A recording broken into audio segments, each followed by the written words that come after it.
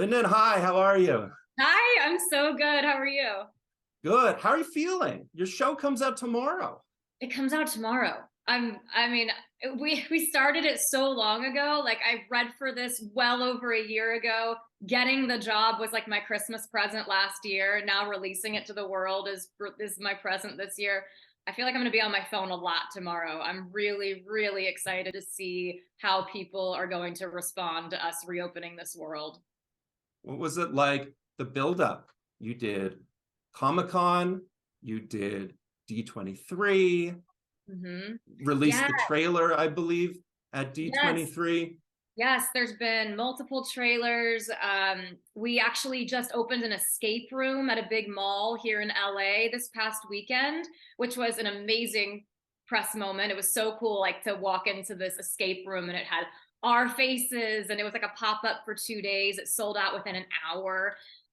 Disney Plus has just been so supportive and excited, and it feels like we have like the full weight of the mouse behind us.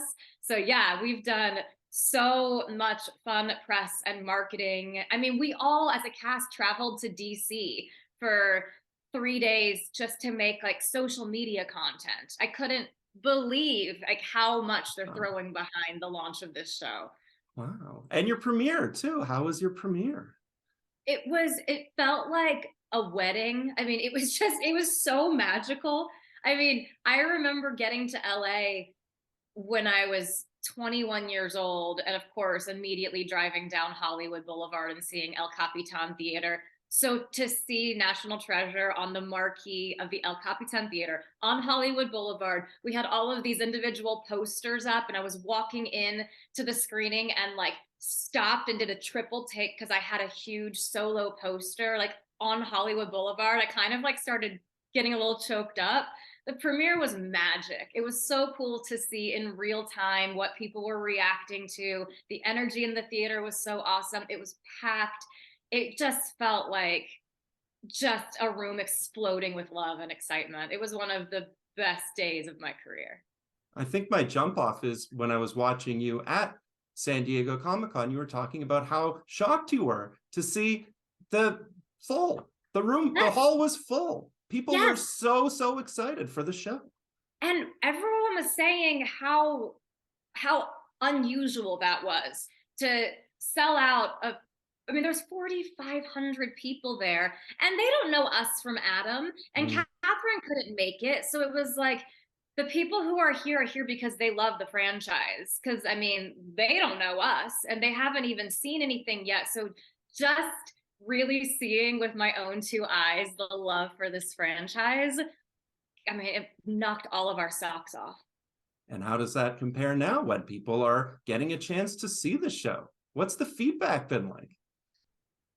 The feedback so far has been good. People think it's exciting, and as you said, I think the show looks good. Oh, It yeah. just visually looks good. I'm really just stoked to see how people are going to enjoy the journey through the end of the season, because the first few episodes they're great. They set the world up, and then it's like we hit full steam ahead, and the clues are coming at a rapid pace. The Easter eggs are getting thrown in there. People are like, there's some cliffhangers that even I was like screaming at the page reading when I got the script. So yeah, I hope the momentum keeps going. Yeah, I'll be honest with you. I was watching the show, obviously, for research to speak with you, but I'm kind of hooked on it. Yeah. I want to know what happens. I've dived in, and you promised. You said it's 10 episodes that are going to be full of excitement and adventure. And even, four of them in, it feels like we've only gotten a little taste so far. It's really Yeah. setting up for what's to come. But I think rather than focus on that, I want to talk about what's come already. It must have been a blast to film this show. Oh yeah. It was, I mean, that cast, I'm sure, as you gathered from Comic-Con and seeing what we've done, I mean, everyone really does feel like a little family. Mm. So just the, camaraderie on set was amazing from the top down. The Wibberleys, our showrunners, are just like gifts from God. Everybody loved coming to work. This was not a punch the clock type of job. People really wanted to be there, like from the top down. Everybody was having a great time making this show. And then the text is just so good. The world that the Wibberleys have set up.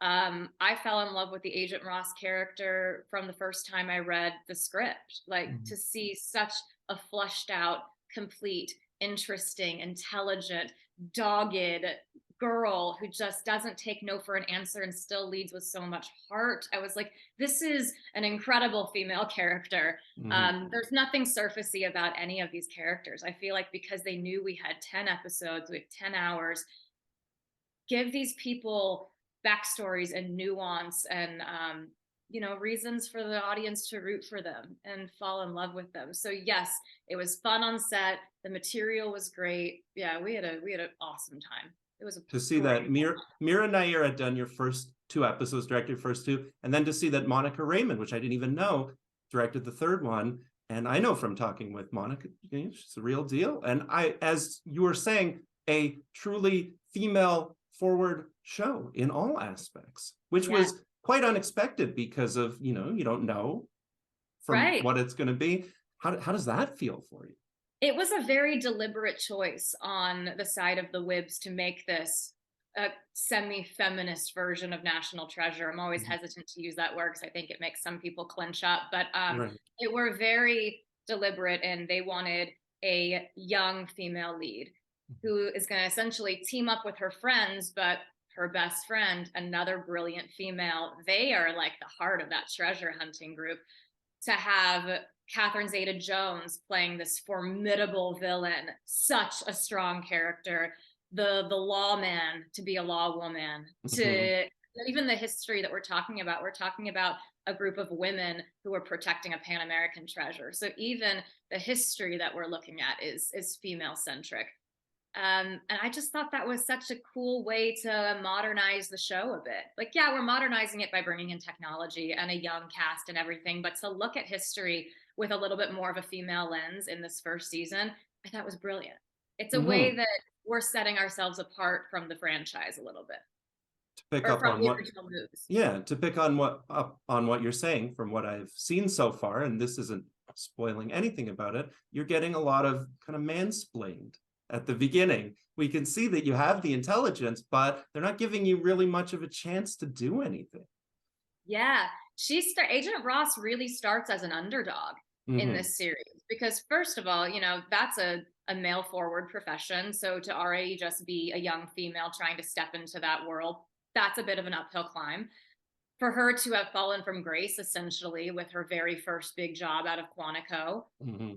that was a chance to prove herself on the biggest platform that the FBI had to offer. And she made a mistake. She made a mistake and didn't get fired, but essentially just got like sent down to purgatory. So, yeah, she has an uphill underdog story. So, for her to essentially be rebuilding her professional reputation on the shoulders of a case that revolves around a treasure hunt, I mean, what a weird risk that she takes. I imagine the plot lines will converge and everyone will come together. But for right now, we have those different elements. So for you, when you're talking about watching it, it must be really interesting to see what's done with, Lisette and Zuri, both Mhm. standouts in their sort of plot over here. And then also with Catherine, sort of chewing the scenery every single time she's on. And then, your plot line over here. What's it like just to watch the show, to experience it? It's funny you asked that because we have been sent some early screeners, and I was making the choice to not watch them. I saw Mm. the 2 episodes at the premiere, and of course, I was reading my scripts, but Lyndon, made a pretty active decision to keep myself separate from those storylines as much as I could. Even when like reading, I would kind of skim more of their stuff because Agent Ross doesn't know what's happening either. So it helped Lyndon to also keep herself removed. So it was interesting when I was watching those 2 episodes at the premiere, being like, oh, wow, I didn't know they were doing that. Or like, we actually reshot a bunch of that pilot. That pilot was very heavily developed from the first time it was filmed to Mm. some rewrites and everything. And I made the choice to not even read that new script. I wasn't in it. I didn't want to see how they were setting up this world. So I got to see it with fresh eyes at the premiere.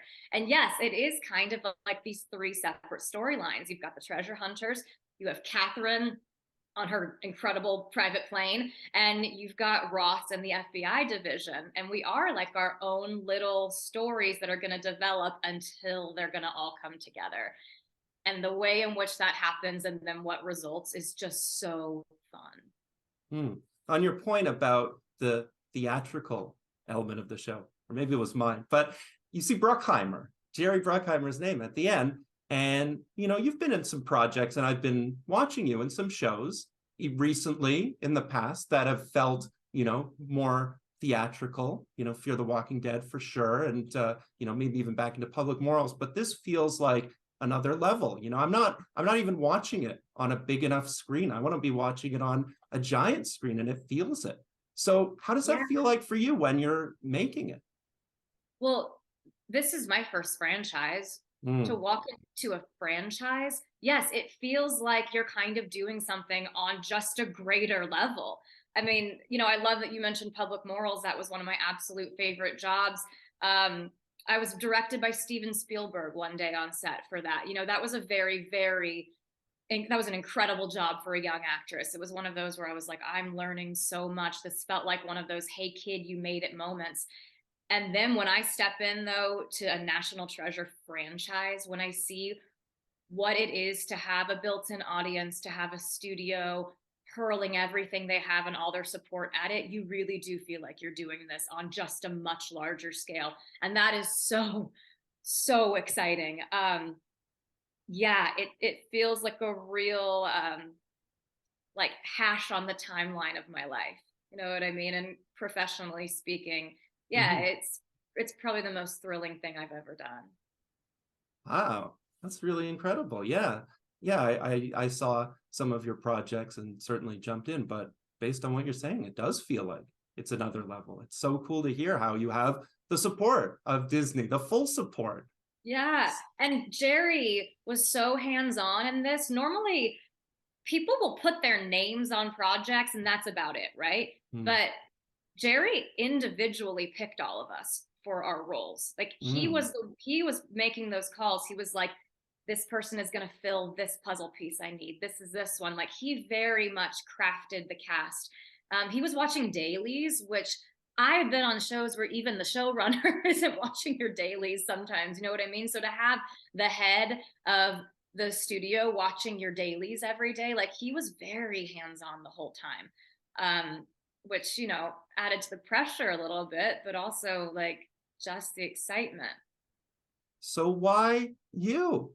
Why you for Agent Rock? Are you a problem solver? It seems like on the show you're always taking notes. You're very observant of what's going on around you. Why do you think you are the perfect fit for this role?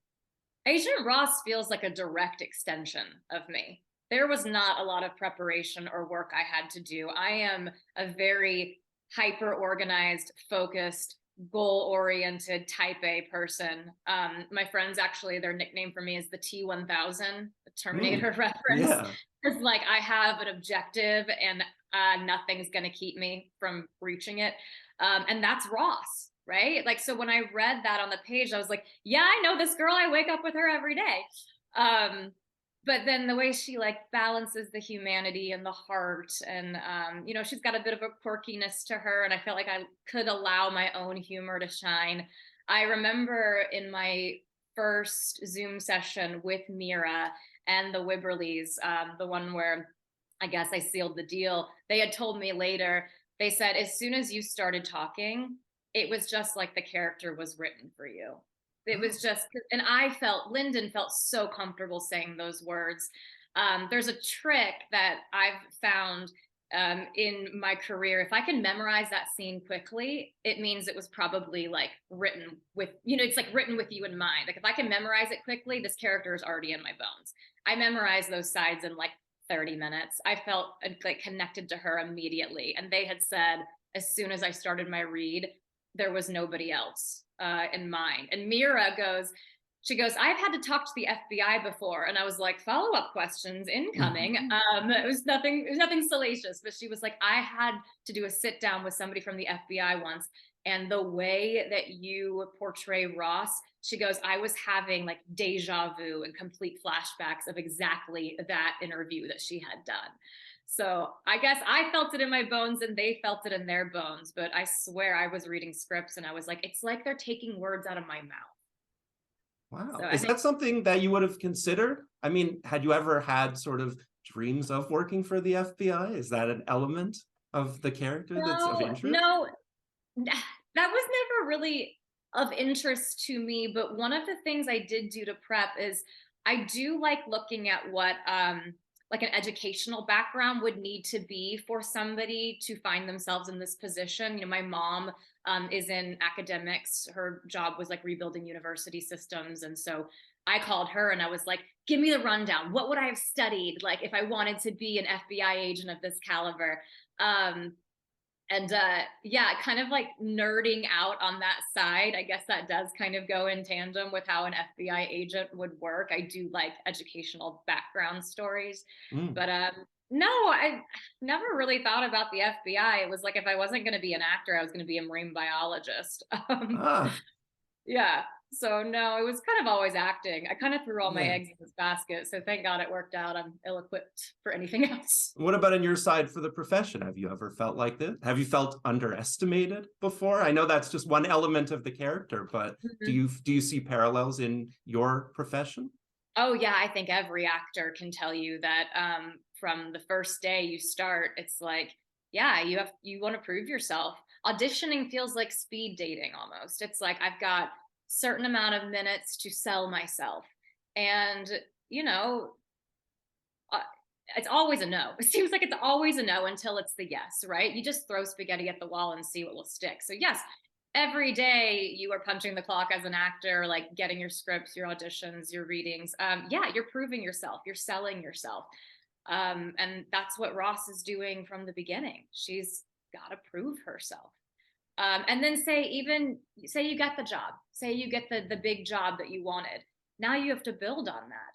It feels like it's an interesting career where you can never really settle. Maybe if you're in like the one percenters, maybe if you're like the Meryl Streeps or something like that. But even with this job on my resume, I mean, I hope this goes for years, but the day that I can't play this role, I will be in cold sweats going, I got to sell myself again. I got to pitch myself again. Like I've got to keep growing.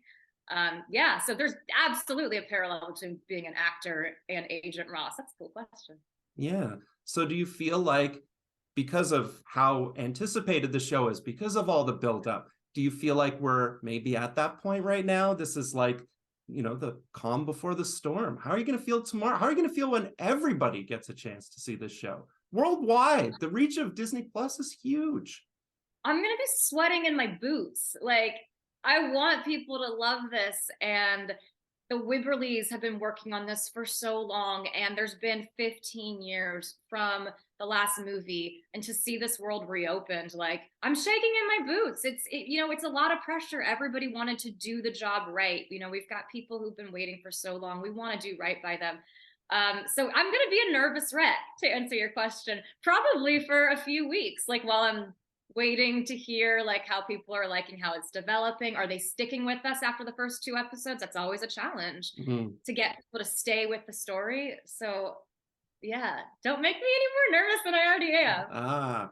How about let's talk about in maybe sort of broader terms, or what are some of the moments that are coming up that you're really excited that people will see? What were some of your favorite moments to shoot? Ooh, to shoot. In episode 3, Agent Ross starts teaming up with a really fun, cute, quirky coroner, Dr. Zeke. Everything I shot with Tommy Savas, my co-star, was some of the most fun days on set. From the second I met him, he felt like my brother from another mother. We were just kindred spirits. We just clicked. We were finishing each other's sentences. There was one day we were just like sitting at our cast chairs and getting touch-ups, and we were like bickering about something. And the makeup girl goes, "You guys bicker like a married couple." And we were like, "We know." Everything with him was a blast, and that's a really fun dynamic between the two of them. He really loosens her up because his character is like, he's a silly nerd, and she's so like just hyper focused, and they have a great yin to each other's yang. So I'm excited for people to see that relationship unfold. It's a real fun one. Everything with him was a blast. And then moving forward, we're all just hoping for that third movie.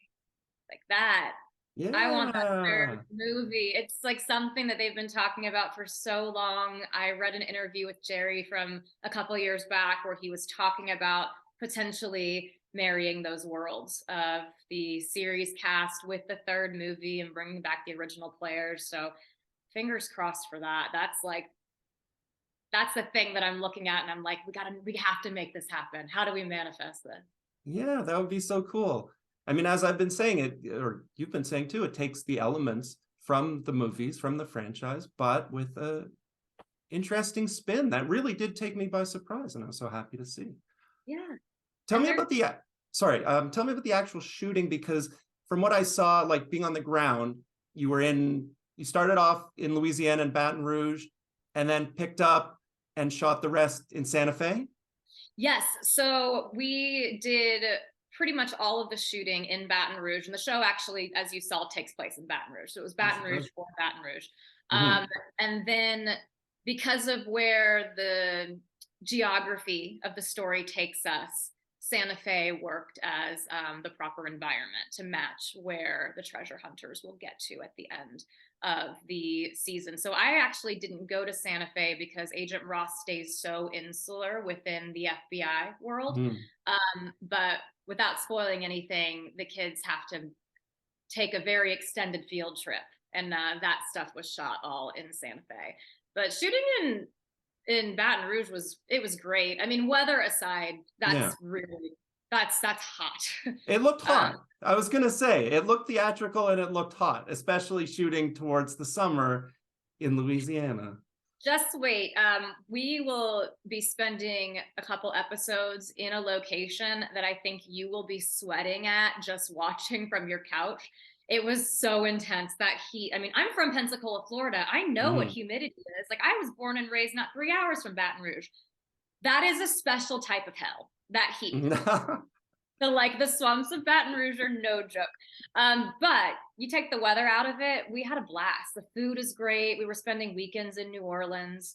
Like I said, they all became like a small family, and we would hang out and go to crawfish bakes. And yeah, the shooting process was great. I mean, I love Louisiana. I love New Orleans. I grew up going there on the weekends as a kid. So I was close to my family. I got to go see them on days off. So yeah, we had a good time. We had a good time in Baton Rouge. So I have to ask this about you, just about you in general, and leading in through your show too, that your lead character is Dak, is a dreamer. I thought that Mhm. was so incredible, the way that that was sort of done, pulled off, and becomes the plot line in such a way. You seem like a kind of person. I wanted to ask you about the sustainable fashion. I don't even really know what that means. And then I learned about your cat rescue as well too. So tell me a little bit about yourself and your initiatives. Yeah, I really love. Well, look, it started with, I just, I'm a very much a girl's girl, and I've always loved fashion and beauty. And then one day I was kind of looking around and was a little grossed out by my own excess. And I started thinking, like, if, if everybody shopped the way I shopped, like, there's gotta be a domino effect of badness coming from this. So I started doing some research and learned that the fashion industry is just a global nightmare for us on an environmental level. There's a summit meeting every year that comes out of the UN that talks about basically the fashion industry's effect on the environment. And what came out this past year is that the industry is responsible for 10% of all carbon dioxide going into the world. It's more than international travel combined, all like air travel, everything. It's worse than the meat industry. It's just you know, we're creating an environmental holocaust with it. There's entire trash islands built of clothes from H&M and Zara. And I saw all of this and I saw how I was part of the problem. And so I said, hey, you grew up your whole life thrifting. You love finding treasures. Um, Stop buying new stuff. Stop supporting fast fashion. Support companies that are treating their workers in an ethical way, using sustainable and recycled materials, hopefully created locally, which cuts down on carbon emissions from freight packaging and shipping and things like that. And that wasn't a hard transition to make. And I also like started talking about it on social media and realized that the sustainable movement was already in full swing. I was just late to the party. There are so many companies who are doing it right. And if you want to think of your dollar as a vote, vote for the companies who are doing it right. Maybe they give back in a charitable way, percentage of proceeds supporting things like cat rescues or any other initiative. If you're a company that has philanthropy as a backbone to your business, I want to support you. If you're doing this in a way with the world in mind, I want to support you. So yeah, that's kind of where that love came from. And now I just love talking about it. I like educating people on it because I'm not saying don't go out and buy a shirt from Zara, but I'm saying maybe you can find that at a Goodwill. And I guarantee you can find it at Goodwill in a month. Learn how to extend the life of your clothes, learn how to repurpose them, just be a little bit more conscientious and mindful with how we're shopping. Because, you know, you've heard it a million times, we have one earth, and we're not doing right by her. And so that also segued into my mom and I starting this cat rescue. You know, I grew up with animals, and, you know, my mom was raised on a farm in Oregon.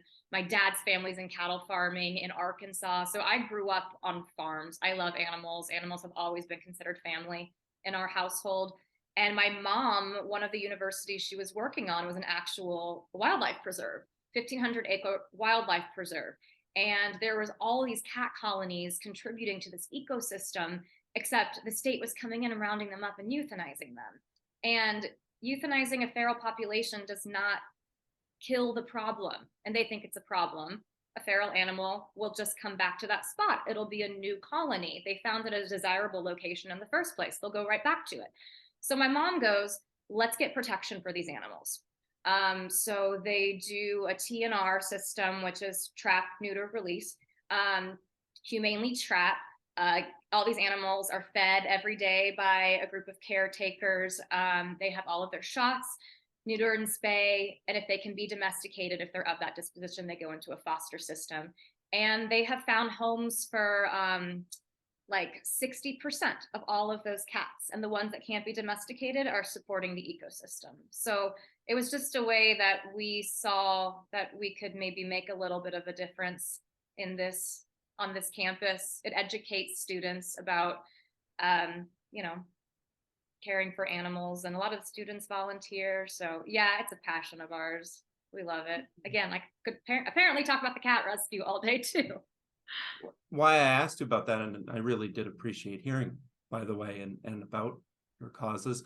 Do you think that that is something where, I mean, when I'm watching the show, you know, National Treasure Edge of History, I see those elements. You know, I see this as a kind of show where I could picture, you know, young people, girls and boys watching and saying, this is something that I could aspire to. This is something I could look up to. There's, you know, role model characters, or, you know, people that they could want to learn from.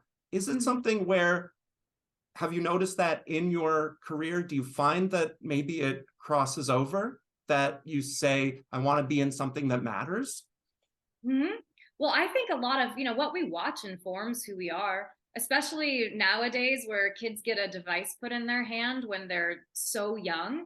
Yeah, creating content where you've got, you know, I don't want to, maybe wholesome isn't the word, but I don't know, people who are, you know, on a right track, characters that they can look up to. I hope that young girls look at Agent Ross and go, you know what, sometimes your instinct is the best one to follow. Maybe sometimes people are telling you no, but you just need to trust your gut. We're gifted with gut and instinct for a reason. It's a direct part of our brains. I hope people look at her and are inspired by that. I love the way that National Treasure from day one has always given people a side of history that maybe they didn't know about.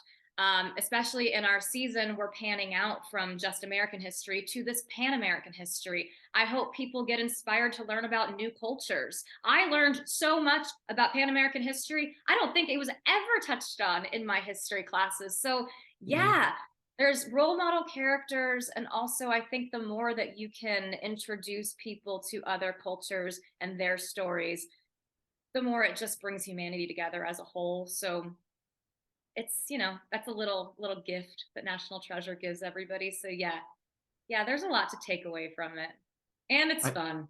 yeah, I appreciated that element too. I want to ask you lastly, because I've really enjoyed hearing from you in this process, the one that I was talking about with Comic-Con, with D23, with your premiere, with everything. Have you had a moment where an element of the show maybe surprised you? You know, something where you were done filming and then you saw, or someone came up to you or talked to you about, where you were like, hey, I didn't really kind of clue into that at first, or it wasn't something I had considered. You know, what continues to surprise you about your show?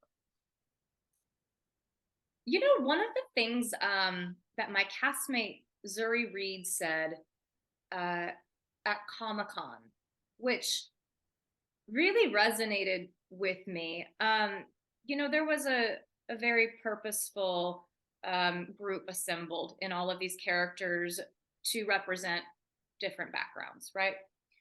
It's a very diverse young cast. And I saw that on the page immediately. I recognized it. But to hear Zuri say, and she said, when I read this script, I saw the world that I see when I walk down the streets of New York. And I was like, yeah, yes, yes, you do. And like I said, and then also to broaden out into other histories and other countries' histories, that really resonated with me. And it was like I knew it, but it didn't strike me in the heart until I heard her say it. Because she was like, a lot has changed since Ben Gates was first running around the streets of Philadelphia. And, there wasn't always ample representation on screen. And hearing the feedback from people that they appreciate seeing people that look like them. And not just as like, here's your token diverse casting. Like, it's just not even something that we think about really in our show. It's just, this is just the world that we created. So it doesn't seem forced upon. Yeah. And I know it's such a delicate subject to talk about, but sometimes I've watched things where I feel like they're doing it because they need to seem like they're walking the right side of this line, and like, oh, look at us, look at how inclusive we are. And it's like there's something kind of pat on the back about it, which I find a little gross. And our show, just as Zuri said, it just looks like the world that you see when you walk down the street. And I didn't realize how much that resonated with other people until I started hearing the feedback. Yeah, let me second that, by the way, that I felt the same way, that when it's token, when it's pandering, it feels like it. And this show felt like the exact opposite of that. It really felt earned. And I appreciated that. I've appreciated hearing from you even more than I could imagine. You were so cool. You had so many interesting things. I'm taking it all in right now. My gosh, I know. This has been a blast. Like, time flew. Yes. And I just wanted to wish you the best with the show. I hope everybody comes to it and appreciates it. Maybe that movie too. Maybe, hopefully. And for you and for all of the good things that you do and put out there in the world. I appreciate that as well. And I just wanted to say thank you again. Thank you. Well, this was an absolute pleasure. I hope you have a really good holiday season. I hope yes. I hope we talk later. Happy holidays too. Yes, I would have asked for your holiday traditions, but we'll get all that maybe the next time when we do this again. Thank you so much, Lyndon. Thank you. I appreciate it. Happy holidays.